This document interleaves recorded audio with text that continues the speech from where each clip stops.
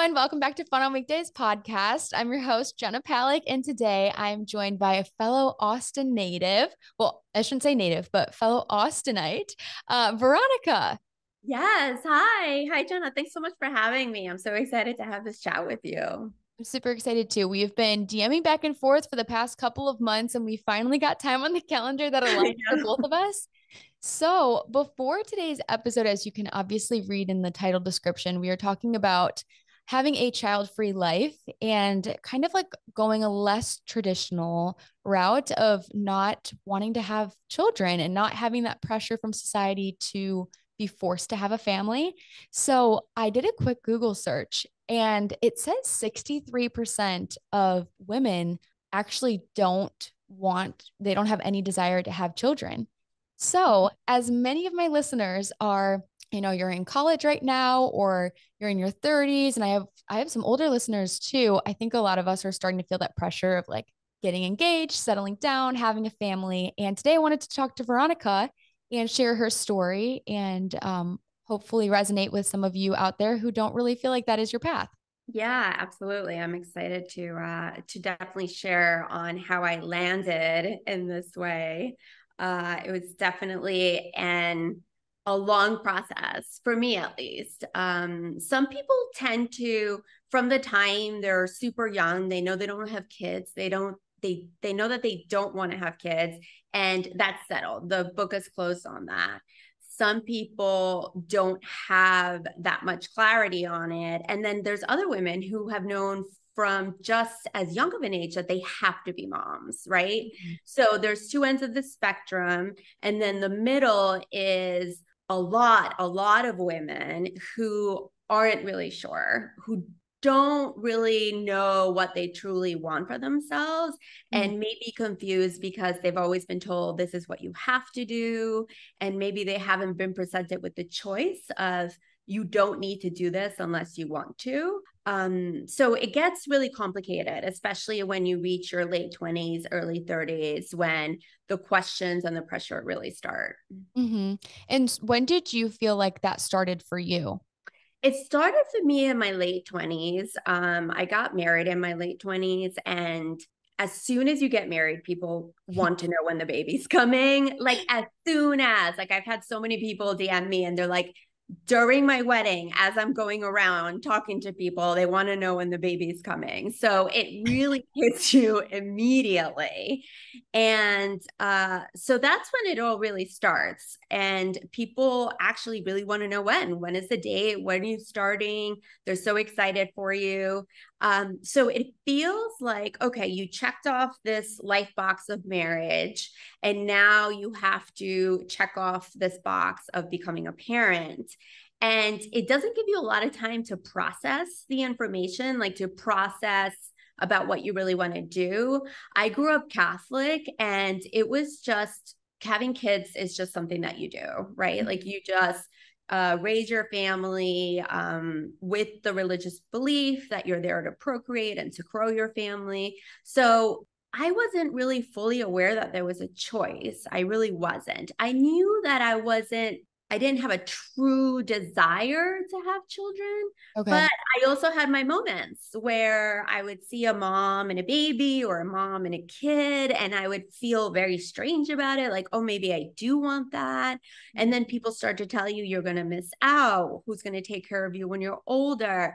This is the best. This is the only type of love that will be real to you. You're not going to be fulfilled unless you do this thing. So then your mind starts just going a little bit nuts Mhm. because even though you're not 100% being pulled towards motherhood, all this outside commentary is starts to make you doubt your choice and starts to make you, am I really making the best decision for myself?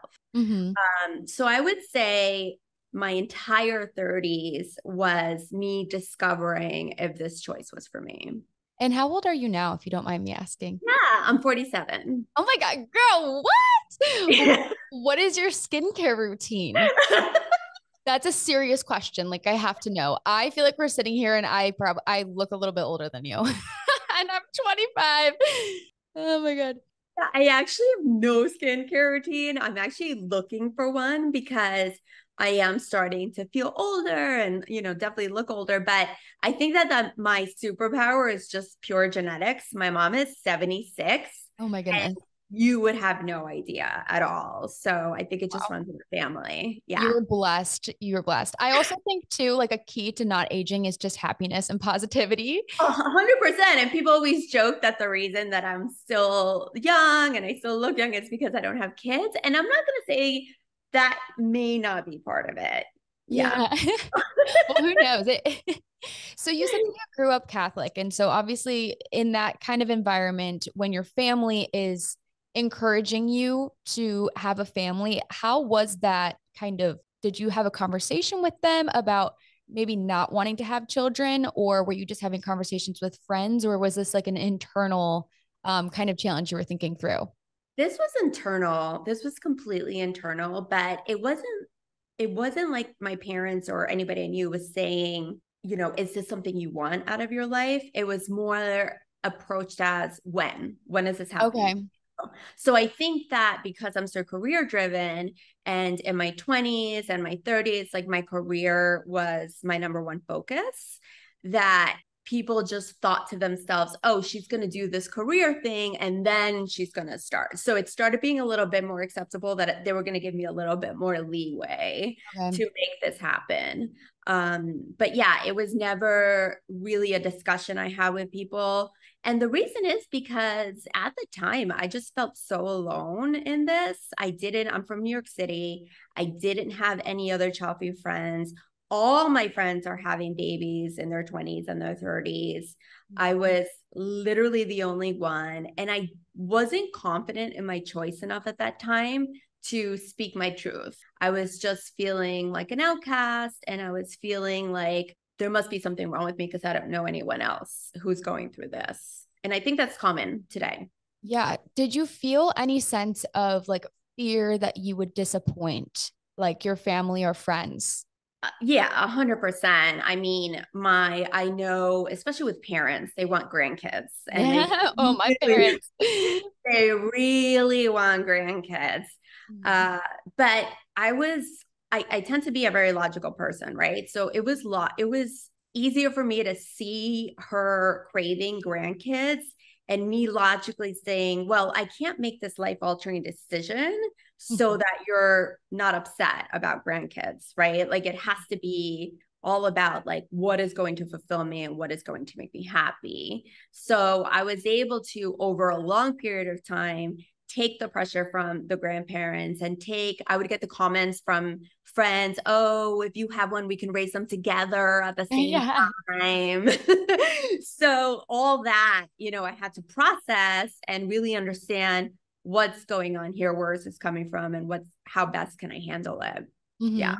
I have a Facebook group of, I think we're at 57,000 people now. And Wow, yeah, nice. it's awesome. And there's also an anonymous feature where girls can ask questions without, tagging their name to their post. And Mhm. oftentimes we get a lot of questions about relationships, and sometimes they are about like families or kind of managing expectations or disappointment from their family members when making a decision about like their life partner or getting engaged, moving in with someone before they're married, like timelines of when they should have children. So I'd really feel as though this conversation we're having will touch so many of those girls in my Yeah. group and hopefully give them some reassurance that it's okay to make your own decision without, having the fear of disappointing other people. Right, right. And at the end of the day, it's just about there's so much internal questions and processing that needs to happen. But the problem is that you really need to be in like a quiet, safe space to do that.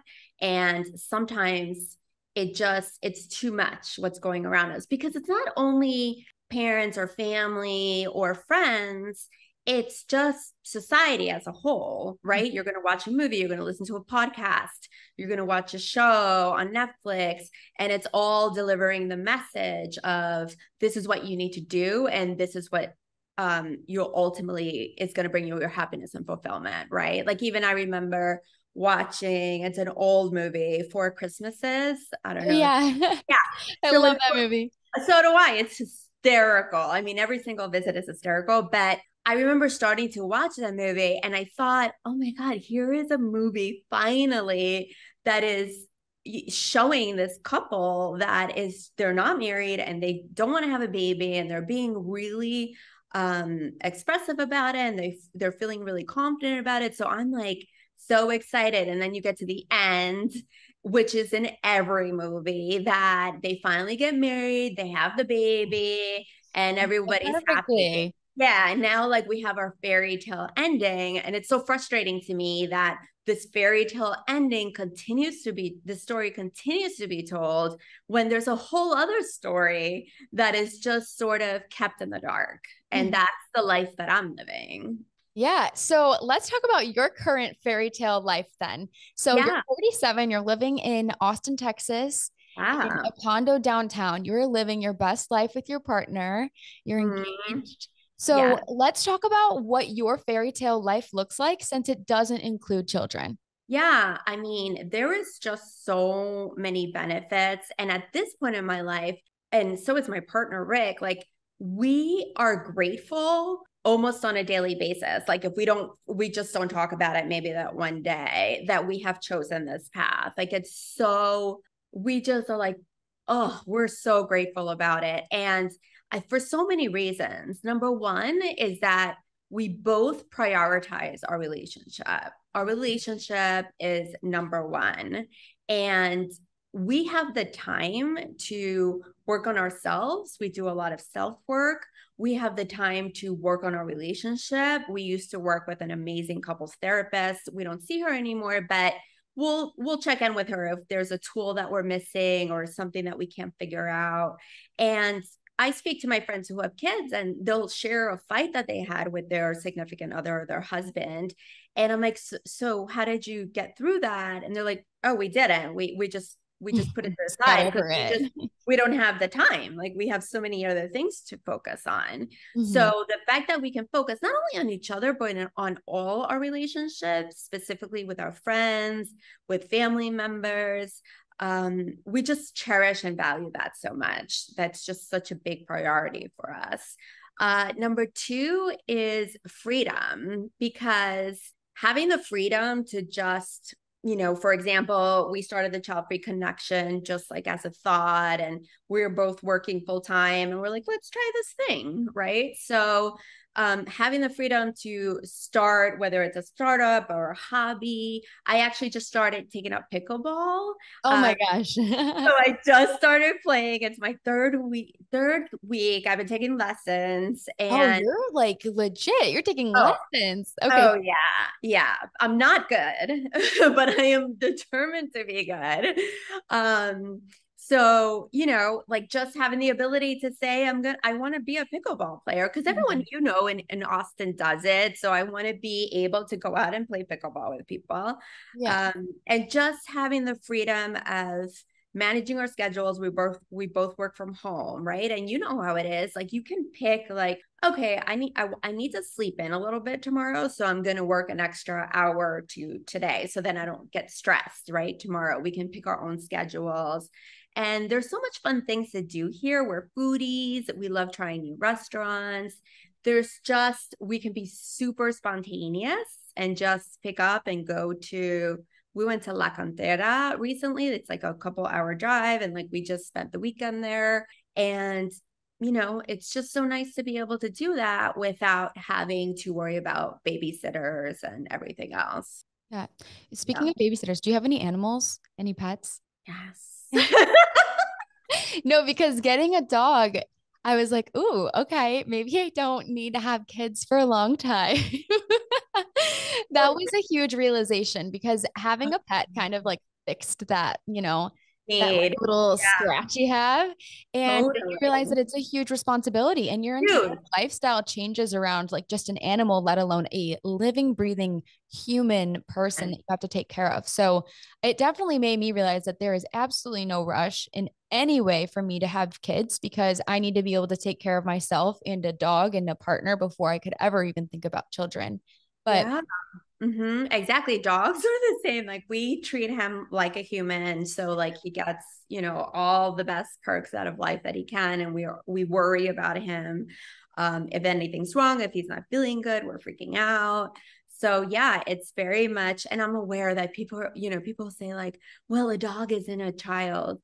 Like, thanks for that update. I had no idea. I'm like, I'm not comparing it to a human child. We're just comparing the experience of the responsibility, and being that the responsibility is not as grand as a right. child. A really exciting major life update. As many of you know, or if you didn't know, now you do, I put an offer on a house last week. It got approved, and I'm now under contract for a house in Austin. I get the keys right after we get back from the 5K in LA. And so I've already started kind of cleaning out my house right now for things to donate, things to sell on Facebook Marketplace, of course. And I am going to take majority of my furniture from my rental house into the new home. But one thing that I do need are new appliances. Like our skillet is just burned all the way through. We use it way too much. We have a nice air fryer that we'll take with us, but we need new pots and pans because those are also burned. I think half of our silverware has disappeared because Connor always takes it to his office. And we could definitely use some more plates and bowls and silverware type stuff, which luckily Macy's has. You guys already know this. Fun on Weekdays podcast is sponsored by Macy's, and I'm excited to continue working with them as I enter my homeowner era. So I will link a bunch of home furniture, appliances, silverware, all the things on my Macy's landing page, which is macys.com/FOW. It's like, whoa, right? There's a lot there. So yeah, having a pet is definitely very fun. My Aunt Leslie, she's our cool aunt. We always talk about her, our cool aunt. She's like trendy and she's just in the know. She dresses awesome. And she doesn't have any children. She's been married for years to my uncle, and they just weren't able to have children. And their dog basically is like their child. And obviously, Yeah. when you say that, like to compare a dog to a child when you are not like a mother of a human baby, I feel like maybe on the flip side, that would kind of like, what's the word? Not irritate, but like upset people who actually are a mother. And it's a huge, huge, huge responsibility. So how do you kind of manage your relationships with your friends between, your child-free friends and your friends that have children? Yeah. So my best friend from home, well, all my best friends from home have kids, but my one best friend, we've been close since sophomore year in high school. She has 4. Oh So the whole village.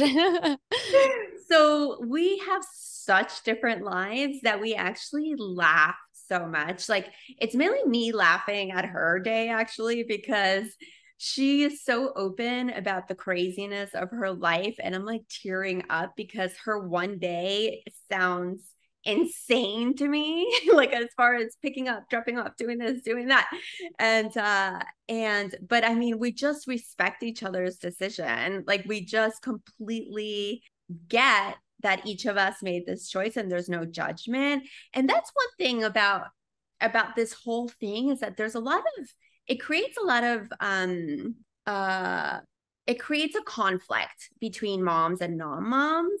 Yes, that was kind of where I was leading into. It's like this judgmental conflict. Yeah, there is. And I really pride myself in the fact that there is no judgment coming from me, because first of all, I advocate for choice, right? The choice to be child free. And I explain like what child free life is all about and what it can be and what it could be, what it's going to look like.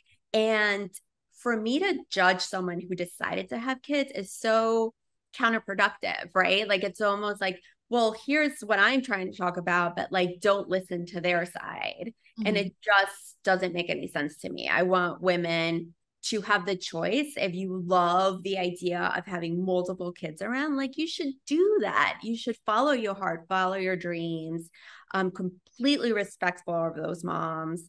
But unfortunately, not everybody is there yet in both communities. There's definitely a lack of understanding, and perhaps there's a lack of empathy as well to accept one another's choices. Mm-hmm. That Yeah. makes a lot of sense. I mean, I'm not in the position to Yeah. experience what that feels like, but Yeah. I could definitely understand from both sides. It is like there is always an extreme on both ends of like Yeah. everything. Yeah. Yeah. And I think it's also like I have a program, it's called Is Child Free for Me, for women who are really not in the middle, but leaning towards a child-free life, but have all those concerns that we've talked about, the pressure and pronatalism messaging coming at them. And it just gets really complicated and they're driving themselves nuts trying to figure this out. So I help them through the process of doing that. And what I found to be really important is I have women come to me with such FOMO, like the fear of missing out of what it's like to be a mom. Mm-hmm. And I've also heard from, and more in this past 6 months, I would say, moms contacting me and really saying how hard motherhood has been for them. And it wasn't what they thought it was going to be. And I even have some emails from women that say they absolutely love their children, would do anything for them, but they really mourn what their life used to be. And they wish that they could do that again. Right. So there's this FOMO, but I tried to explain that you are going to miss out. Like we can't do both, right? You can't be a mom and not be a mom. So the idea is you're going to miss out on both sides. And I think people get confused about that. Like when they're trying to decide, they're like, well, I'm going to miss out on, little family trips, and I'm going to miss out on what it's like to take my kid to kindergarten the first day and all of that. But I hear the same thing on the other side, right? I miss being able to just do what I want. I miss my freedom. I miss my self-care. I miss my identity. I had such a strong identity before kids and now I don't have it. So it's really important to understand that you are going to miss out, but the trick is not to focus on what you're missing out, is to focus on what you're gaining by that choice. And once you're able to do that, it makes it a lot easier not to focus on what other people are doing. Mm-hmm. Yeah, Yeah. I think that is also another key to happiness is focusing on what you have to be grateful for. Yeah. Definitely, I made a conscious decision in the past year to just really focus on all of the positive, not the negative. And Mm-hmm. that FOMO, I think, is a very consistent thing in your 20s to your 30s, to your honestly your entire life. Like you Yeah. see your friends doing something or your family is doing something, and you constantly think about what your life could be on the alternate side or Yeah. different decisions that you've made. And so it's definitely hard to not think about that FOMO, but that's a great piece of advice for women that like kind of resonate with this conversation. Yeah, absolutely. It's important to have that distinction. So you Mm-hmm. said when you're helping women kind of decipher how they're feeling, whether this child-free life is for them and you have a program for it, Mm-hmm. what are some of the questions that you ask women? Well, it's not really questions that I ask them. I Okay. have them question themselves. Okay. If I was just to, I have them do a lot of reflection.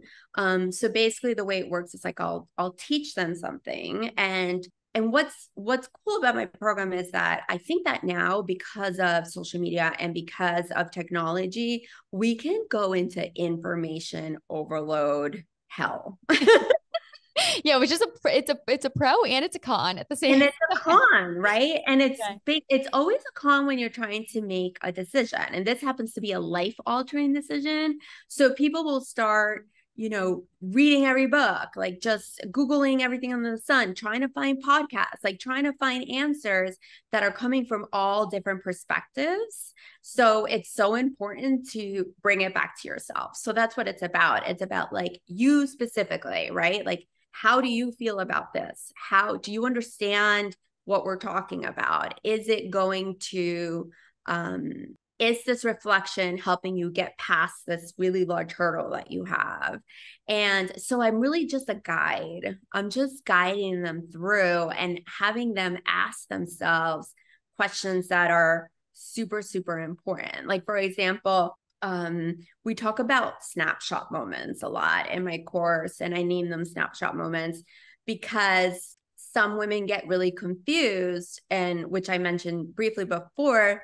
Let's say you're leaning towards maybe not having children, right? But then you see you're at a game, maybe you have a niece or a nephew or someone who you're supporting, and you see the moment where the kid wins and they run over to their parents and they have the big hug and they're holding the trophy and everyone's crying and there's pictures, that whole moment, right? Mm-hmm. So that whole moment can really turn people into a tailspin, because those snapshot moments make you wonder like, oh, I must be doing the wrong thing, right? And these can happen all the time when you see someone rubbing their pregnant belly, or you see like a special sweet moment with a mom and the daughter, they're wearing matching outfits, you know, and then you see all these mommy and me accounts. And so it starts to get into your head, oh, this moment I'm missing out in. So what we discuss is, what does this snapshot moment represent for you, right? Like, what is it? What hole is it filling? And is it the hole that you think you're missing? Because a lot of the time we are so focused on that one moment. And I have noticed that the snapshot moments are usually when it's a baby or like shortly thereafter, and then it skips to when the kid is like 30. When you're graduating, you're like, bye. Yeah. And like you can have like a coffee and big adult conversation with your kid, right? Mm-hmm. So it's funny because people tend to forget that you're raising a human being, and that little cute baby stage where you're taking your little first photo shoot and whatever, it only lasts a couple of weeks, right? Mm-hmm. And then, but the day to day, you go into toddlerhood, and then you have, you know, a tween, and then you have a teenager, and then it just goes on, that those snapshot moments tend to blind us to knowing like, oh, there's a whole 20 plus years of responsibility here, and you have no idea what kind of kid you're going to get either. Yeah. Mm-hmm. Yeah. I mean, hopefully like you're a great parent and you raise your kid into exactly who you ever dreamed of them being. But that's a huge responsibility too. And in order for that person to turn out to be who you expect and want, it requires like so much time. So now that I'm older and I look back on my parents and the sacrifices that they made in order to raise me and my two other sisters, I mean, they had 3 girls, and like not only the time commitment, but more importantly, the financial commitment. So let's talk about finances and how that is for you, you know, not having to pay for a children's school or college or car or everything. I mean, their sneakers, their phones, their iPads, their computers, like all of the things. My friend's kid was just graduating, and she was telling me, he's a senior, and she was telling me like, you know, the prom and the pre-prom and the pre-prom and the post-prom and like the senior trip and like the graduation and then the graduation party and the gifts. Like, it's insane. It's just completely insane. And I can't tell you how many times I've said to myself, like, thank goodness that I'm not in that financial stress, especially during the pandemic. Mm-hmm. People were just, you know, my friends had their kids at home, they're doing online learning, plus all these expenses are coming up. Like, it's just a completely, and again, there's nothing wrong with it, but it's just a completely different path. And the idea that that I'm making my own money, my partner is making his own money, and that we can just take that money and use it however we want, it just feels incredible, right? And then some people might think, because we do get the criticism all the time that we're selfish, and I was going with this actually. Yeah, we get it all the time that we're super selfish, that we only care about ourselves. And that narrative, I can't even tell you like how tired of it I am of it, because it just has no meaning anymore. It's insane for so many reasons, right? Like, first of all, selfishness is weaponized, right? Like, we all are selfish to an extent, right? Like, whether we might want, like, you might want your office closer to, let's say you didn't move into your new house. Like maybe you want to make it so you get a place that's convenient for you to get to, right? That's being selfish. Just like a parent maybe puts their kid not in the dance class they want to go to that's an hour away, but one that's 20 minutes away because they're going to have to do all the pickup and drop offs. So that's selfish because you're thinking of yourself. But there's nothing wrong with that because all of us are selfish and selfless, right? Like we all are. And anybody who thinks that they're selfless in every act is lying to themselves. And then to accuse a whole entire cohort of people that they're being selfish is lying to themselves. Because I think we get this, like, we get this, we're laying on the couch with our feet up, watching Netflix all day, and we do nothing because we just like don't care about society. We don't care about life, where it couldn't be more opposite of the actual truth.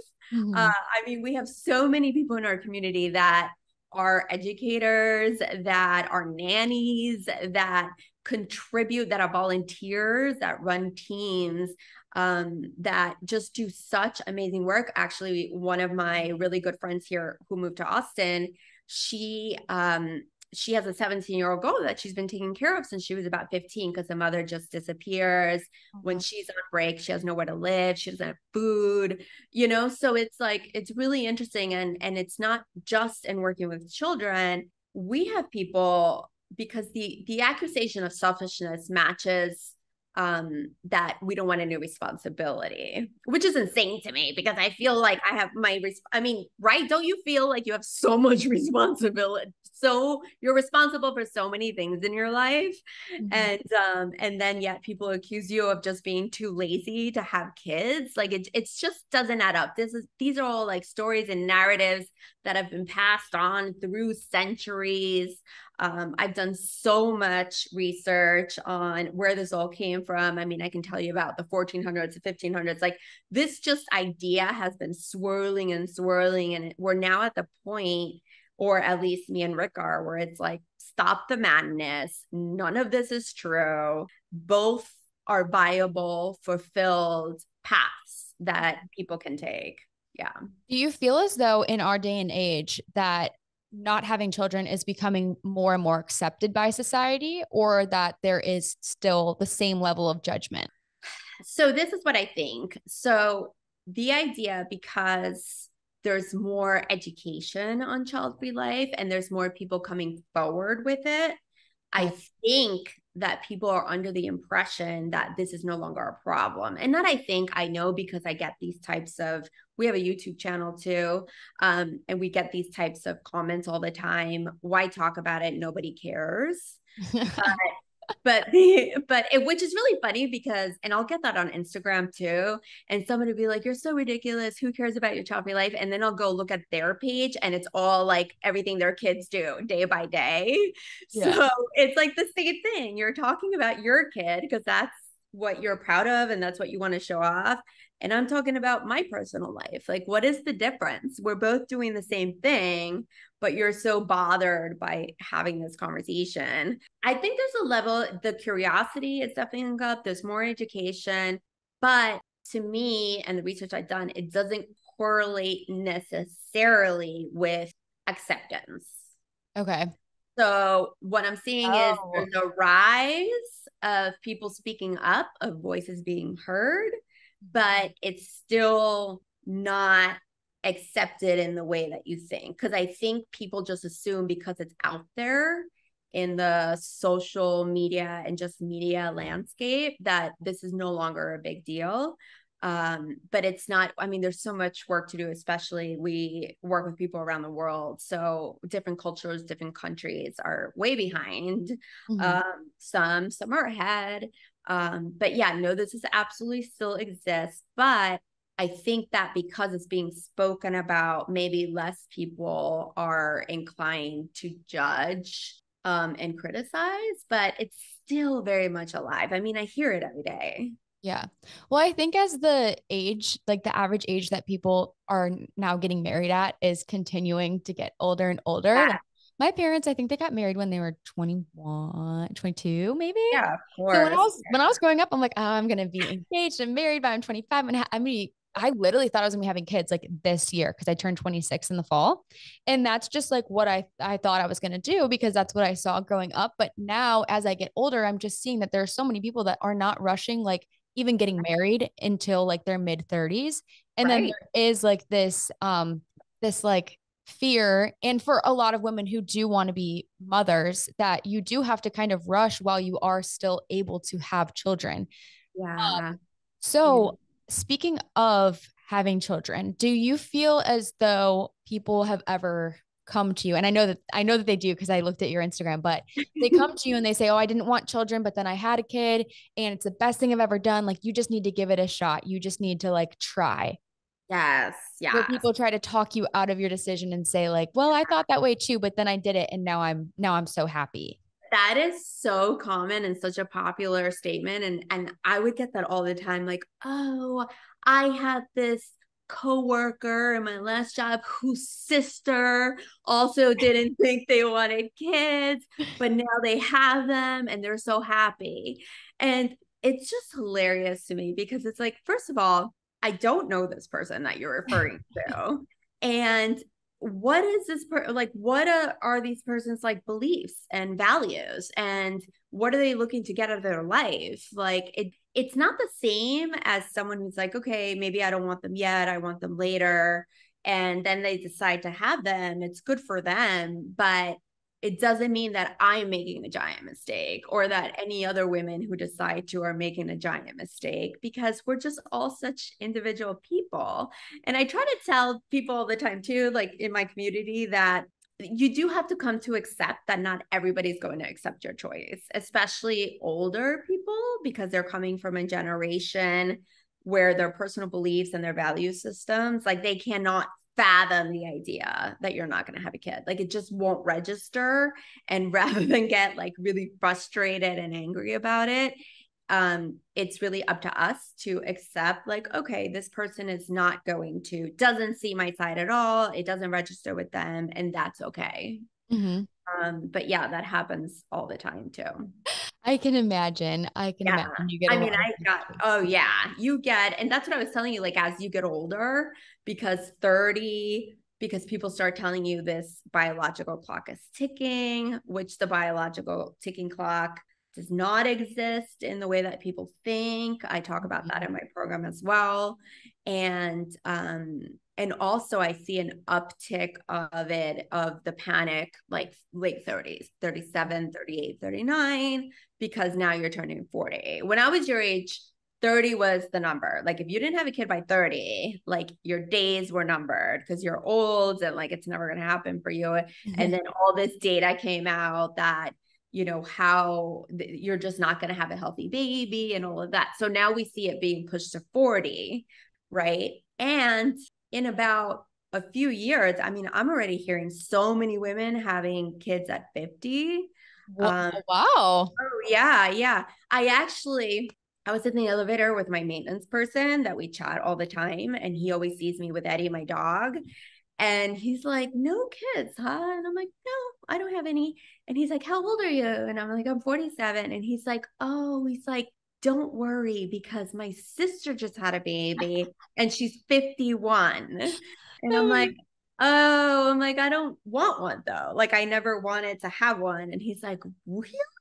Like, I mean, it was just, I talked to him all the time. He's like this sweet older man, but it's insane because whenever I say that, it still comes up for me. People are like, you're 47, your day's a number, whatever. And I'm like, I don't want to though. it still does, because now women are having kids older. So I think we're going to have that for a while. I think we still have 40 as that magic number, do or die, you Yeah. know, but it's going to move to 50. Like it's just going to, just like 30 move to 40. So it's always going to be hanging over our heads in some capacity. Mhm. Yeah.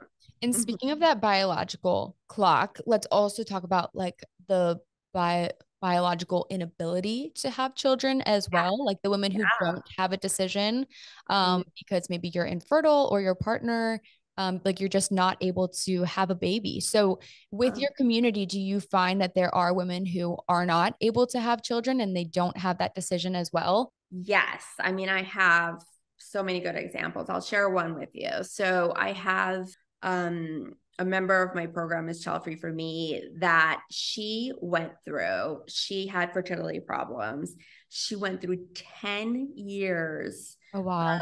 fertility treatments, multiple IVF sessions. She had 2 ectopic pregnancies. She had major body invasive surgeries.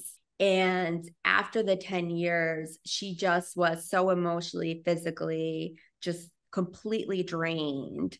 Mm-hmm. And she said to herself, do I even want this? Like, is this something I really wanted? Or is this something that I thought I had to do? Mm-hmm. And she started, and that's why she originally reached out to me, because she was trying to figure that out. And she has become like my number one advocate. She is living her best child-free life. She's a completely different person. And she is just, the only thing that she's trying to let go of is like some of the resentment that she wasn't aware 10 years prior that there was a choice. And that because she was telling me that once you go into the infertility bubble, that within the community she was building, it was like, if you're not willing to do whatever it takes to have a baby, like she felt ostracized by that community. It's so interesting, right? How like we can just be outcasted out of all these different areas. And so yeah, it happens. I have several actually that have had that happen to them. Yeah. What do you think it is about children that not encourages, but creates so much conflict amongst people, whether you are infertile and you can't have children and you don't necessarily want to adopt, or you do have children and they're your world, or you do have children and maybe you don't connect with them, or maybe you just choose not to have children? Like, what do you think it is about children that is so sensitive for people? I think it's because it is the single most life altering decision you'll ever make, right? Like we've played this game before. Like what else is just as big, right? You buy a house or a condo, you can sell it. If you take a job, if you're torn between jobs, you could always quit or you could always go do something. Like this is such a permanent decision, right? Because once you have a child, you can't return it. So I think the fact that it has so much power behind it, that whatever choice people make, they hold on to it really strongly. So if you do have children, you want to show that this is like truly like your biggest joy in life, like your biggest the thing that fulfills you the most. And actually there's been studies done. I can't think of the I can't think of it, but I'll share with you if people want to see it, where they did a study on cognitive dissonance, which is basically why do parents always say like, oh, they drive me crazy, but I love them. And they always have to be like, they're the best. They're so fulfilling, happiest thing of my life. Or they'll tell you an hour story of how they're just going completely insane, but then they want to make sure that, they love them and that you're like, why does that happen? Why can't they just say that and just say like, that's what I'm feeling right now, right? Like, why do we have to add the cherry on top so that people still know this is still the best decision ever made? And they did a study about that. And they did 2 rounds of it. And they really found out that people who have kids, it was a rather lengthy experiment, but that people who had kids really felt like they had to prove why this decision is the best decision they've ever made. Mm-hmm. And I think that just happens for a lot of reasons. Like, I don't think that parents have the freedom to express their experience without being criticized and judged, right? Because if someone comes and tells you like, I don't know if like, I wish I hadn't done this, or this is really hard or anything like that, people can come at them for that, right? Yeah. And I think that's what causes a lot of these problems. There's not a safe space that people can just speak their truth. And I'm not saying all parents, obviously, by any mean, but I'm saying it would be helpful to hear from parents like what the true experience is without having to add that on top of like, but I still love them.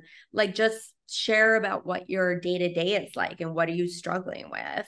Mm-hmm. Because women who are deciding are listening to all this is the best ever, full of joy. So they just assume like, wow, it's going to be amazing. There's going to be no issues here.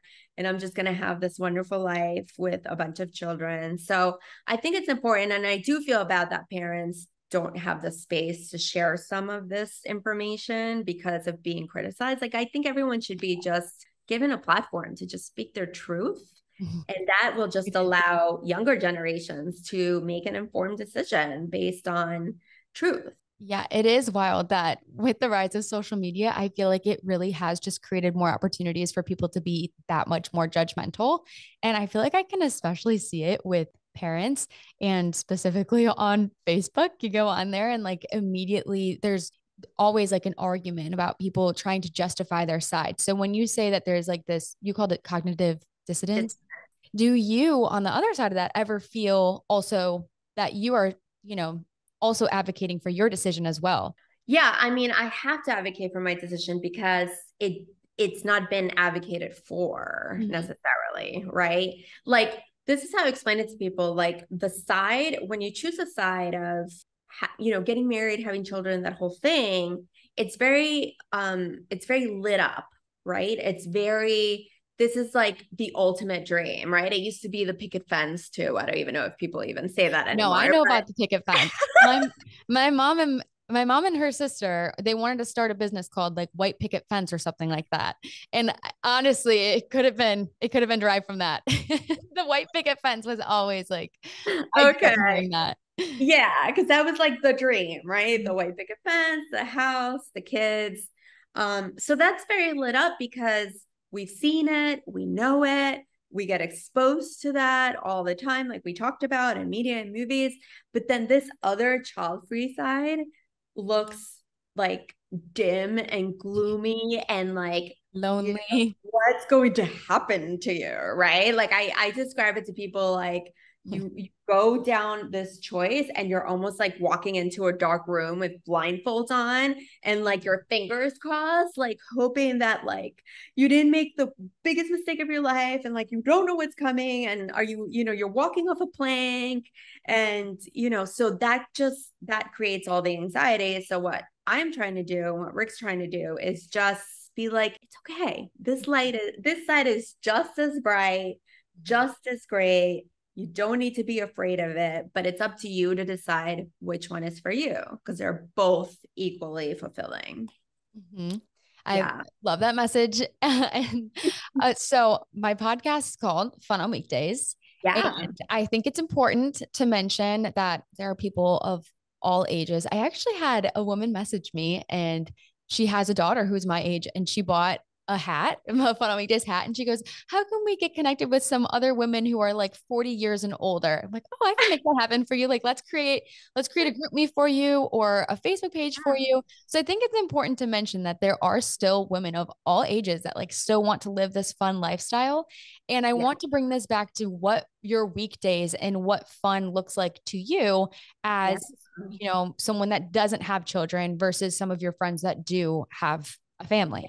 Yeah. So we actually have a very active, pretty much all of our friends here in Austin are child free. We just sort of found each other, and this person knows another child free couple. So that just makes it super easy because when we try to get together with our friends who have kids, you need like a 6 month in advance notice, right? And I get it. I respect it. Like, I get it. You can't just like pick up and go. But the fact that we here in Austin can just make like probably like someone your age would, right? Like, you just text someone and you're like, this day sucked. Like, meet me at so and so in like half an hour, and they'll be like, yeah, sure, no problem, So I think there's so much opportunity. So for us particularly, Well, pickleball's my new thing. Yeah. So like, You need to play. Although I yeah. have a feeling you're totally downplaying your coaching. I feel like you could whip my butt. I definitely don't think so, but maybe we'll stay. We'll say. I think I'm too, you know what it is? I'm like too, Rick always tells me like you need to let go. Like every time I do something, I do it with like so much concentration and intent that like sometimes like I just need to let go of that, right? And just like play rather than being Yeah. like, is my pinky okay? Is my wrist okay? So Okay. I'm trying to let that go. So yes, I would love to play. So that's a new thing for me. We do, I mean, right now it's so hot, but we do like random walks around the lake. We've driven those, we're obsessed with those retro boats on the lake. Have Yeah, you I done that? no, not yet, but I remember when those first launched in Austin, it was like a huge hot commodity. You couldn't even book them for like months in advance. Yes, yes. And we finally did it. They're still super booked, by the way, but Hmm. they're way more fun than I thought they would be. So I can tell you about that experience for sure. And it's just I mean, there's just so many places here that I adore and that I love. So like happy hours are so available, restaurants are so available. You know, now here in Austin, like getting a reservation is like can be like not the easiest thing in the world. So we all will just have all these reservations and be like, oh, it's today, who wants to come? It's all very spontaneous. And I think that level of spontaneity is something that really lights me up because I've done it my whole life, right? I was doing it when I was your age and just continue to do so. And not letting go of that, like not having to let go of that is really cool. We also made ourselves like a summer plan of we have to go to at least 2 new places a month Okay. because and it could be anything. It could be like a restaurant, a bar, like a coffee shop, a winery, whatever. Because sometimes we get stuck in our favorite go-tos, and I found that we're not like rotating enough, like new places. So we made a pact to do that. We also said that we have to move minimum of 4 times a week because we both like exercise and we both like to work out, but we get caught up in work. Mhm. So just being able to get up and do like stand-up paddle or go to the gym or do any of that is at any time during the week is great. So yeah, we also do a lot of in our rooftop. We just like bring a bottle of wine up there and watch the sunset and just chill, make a nice charcuterie board. Um, which Rick is super good at. So I love that. You Uh, sound like you two keep yourselves very busy. You're constantly looking for fun. And I think it really just aligns with my podcast in general. I try to advocate that you can still have fun. Like, okay, you graduate college and then you get your first full-time job and it like takes over your life. And whether yeah. you like love your job or not, your job is still your job. You still spend majority of your life working. So Yeah. my podcast is to remind you that you can always create time outside of that to enjoy your life and have fun. And more so this episode specifically about, once you are at the point where you're ready to settle down, you don't have to have a family. And if you don't, you can still have a fun life. And if you do, you can still have a fun life. So I really Yeah. appreciate Exactly. everything that you've shared with us. And Oh, I wanted to just kind of allow you to talk about Child Free Connection and where people can find you and kind of what you do in order to help grow your community. yeah, absolutely. So, the childfreeconnection.com is where you can find everything. We spend most of our time on Instagram and YouTube, both called the Child Free Connection as well. And we actually just launched our membership community for child free people, men and women. My program is child free for me, it's just for women because I did a lot of research and men are not really in this in this pressure. They don't get as much pressure as we do to They don't get it. they don't get it. They don't get it. But we just launched our community. We're really excited about it. We're doing a beta test of it now, and it's going really well. We're going to open it up to the public, and it's just so exciting to see people all over the US and all over the world just wanting to make the best out of this choice. Like we're not going to sit around and just talk about the fact that we don't have kids. That doesn't, it's like that's not what it's all about at all. But we have a different path, right? So we have different opportunities. We have we have a lot of commonality when it comes to our passions and our interests, and we all like really like music and want to go to see concerts and live music, and there's just so much happening that is different from a life with kids. So that's our goal, is to expand that community so that more and more people can see what it's really all about. That's awesome. And is it just based in Austin or is it all over? It's all over. I mean, we just started now online, and then Okay. our eventual goal is to hold events locally. Oh, So, but okay. right now it's online. So people are in Germany, the Netherlands, Sweden, Canada, and all over the US. Well, So that's incredible. Love to yeah, hear we're that. super excited about it because honestly, like, I can't make it all the difference. Rick and I can't do it all. We need to do it together. We need to collectively do it together and say to the world, this is okay. And not only is this okay, this is amazing, right? Like if you go this way, it's amazing. So that's really the intention behind it. Well, thank you so much, Veronica. I will share all of your socials and your links and your website in the episode description as well.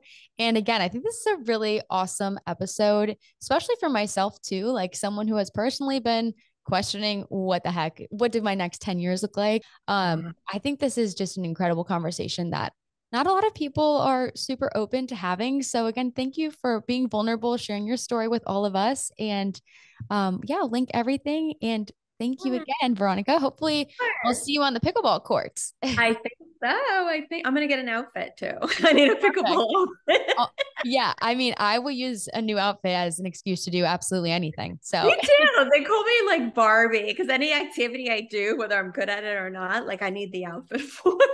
I feel like the outfit is honestly probably like 80% of the mindset. Fun. If you have a cute outfit, like you can do it. Yeah, exactly. So we'll do that. We'll play in our cute outfits. Sounds good. Well, thank you so much. Of And course. Thank you. I will talk to everyone of you next Tuesday. Bye, guys.